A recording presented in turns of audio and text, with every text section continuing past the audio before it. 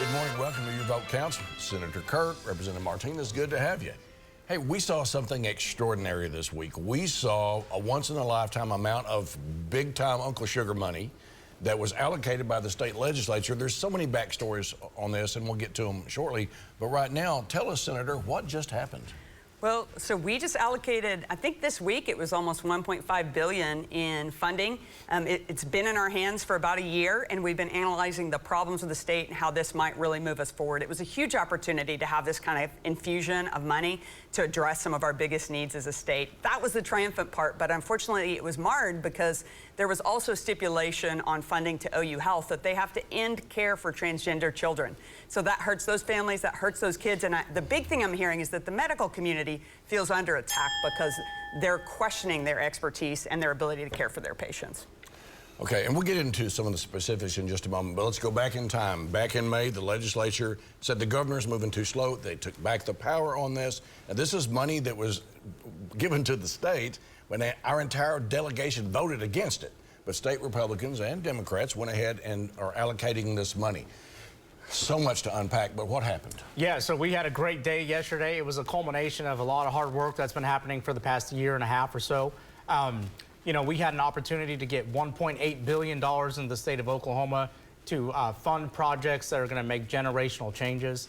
I think that has been accomplished. We did a lot of really great things.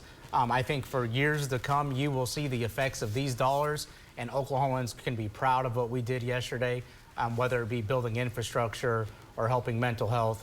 We just had a great day. The process was excellent, and I'm just proud of the product that we ended up with. It was an interesting situation where state Republicans and Democrats allocating money that federal Republicans said niet to. So anyway, all right. I don't know what special session we're in. I've lost count of all of this. Where are we at right now?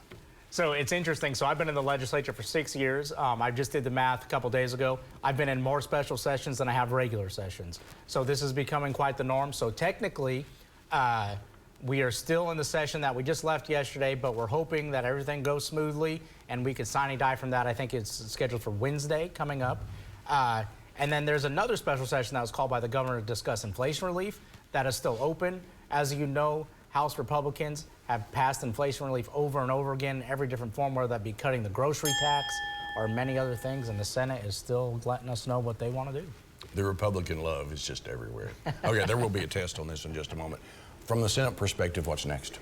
Yeah, I mean, we'll see. We think this special session that was for American Rescue Plan will probably close, but I'm sad there was one set of projects that didn't move forward yesterday. It was about $95 million for childcare, Boys and Girls Club, some of the very important early childhood investments that we had planned.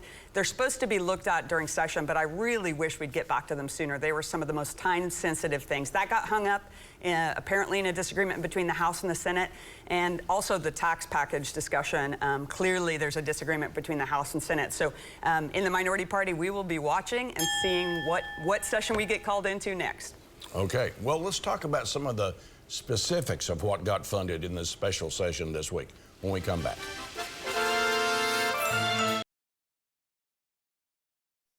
All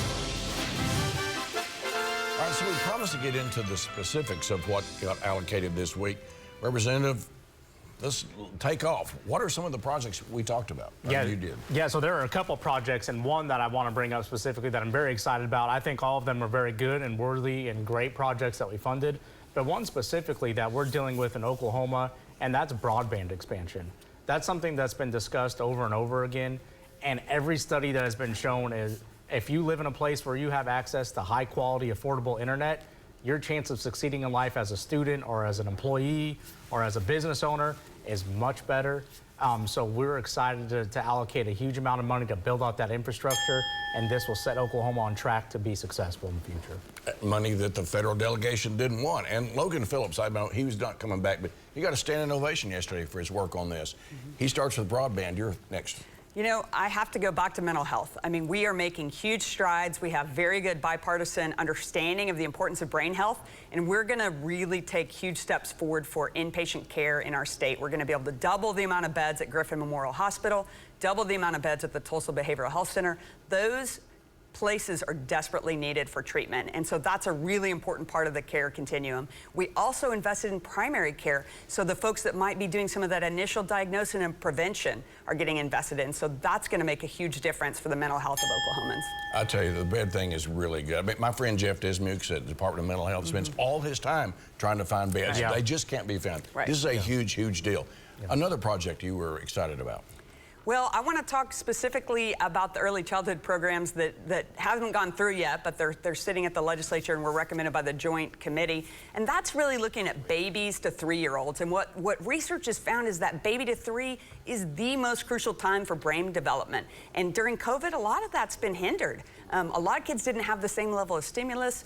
They're trying to catch up. And so there's some great programs coming. Potts Family Foundation has been working with the State Department of Health for some of the preventative work that can help early childhood programs succeed and help our youngest babies be ready for life. Okay, that's a great program. The one that you like next. Yeah, so I'll stay on the topic of infrastructure. So there are a lot of projects that were submitted to the legislature that are, you have municipalities and counties that are in desperate need of water infrastructure being rebuilt. We all know that water is the most important thing needed for human life, and it is expensive to fix that infrastructure. It's easy to ignore a lot of times until it's on the news and there's a municipality or a county that just doesn't have water. So we have invested in those projects to make sure that we're not dealing with those problems further down the road and that people will continue to have access to clean water.